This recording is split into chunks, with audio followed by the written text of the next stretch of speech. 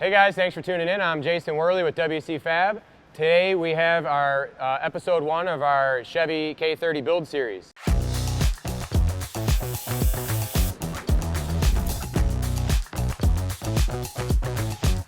So this project started 8 years ago now. Made its way through a couple of our shops and didn't get much attention. And because we've been so busy with expansion in the business, lately brushed the dust off of it, pulled it out of the corner, and we've been getting to work on it. So we thought we'd get you up to speed on what we have going on here and what this build consists of. It's your 80 style square headlight, square body Chevy. Square bodies have always been a big favorite around here, and what better yet to put a Duramax in one.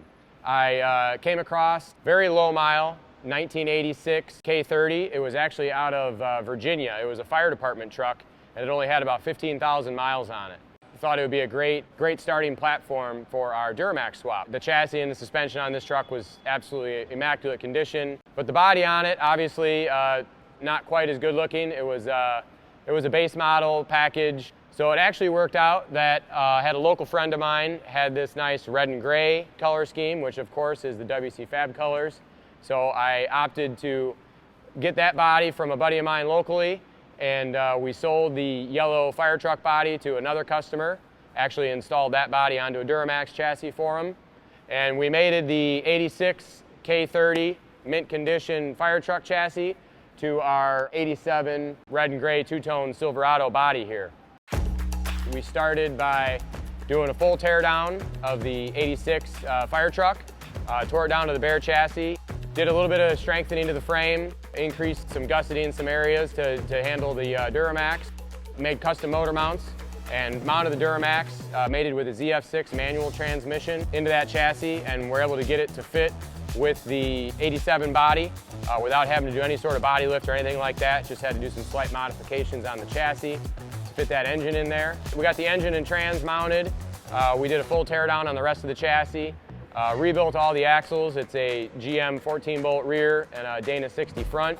Tore both of those down completely. Repowder coat, fresh bearings, fresh seals, new leaf springs, 4-inch suspension lift, and a handful of other upgrades we'll get into more detail as we talk about that chassis. So that's about as far as we got. That was around 2015.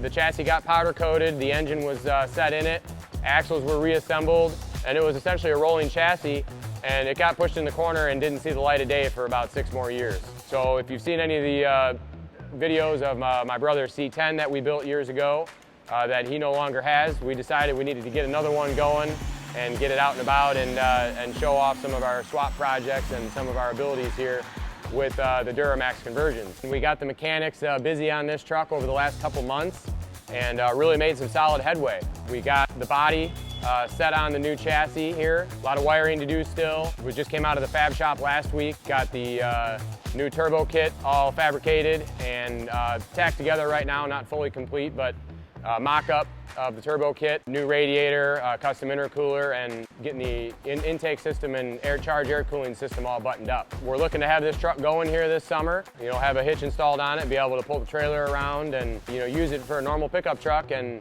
have some fun with it. So stay tuned. We'll have some more build series videos, and we'll get more in depth on the chassis, suspension, the engine, transmission, driveline combination, and what all we put together there. So make sure you stay tuned and follow and subscribe, and we'll get you some more updates in our 87 Chevy K30 build series. Thanks a lot for watching.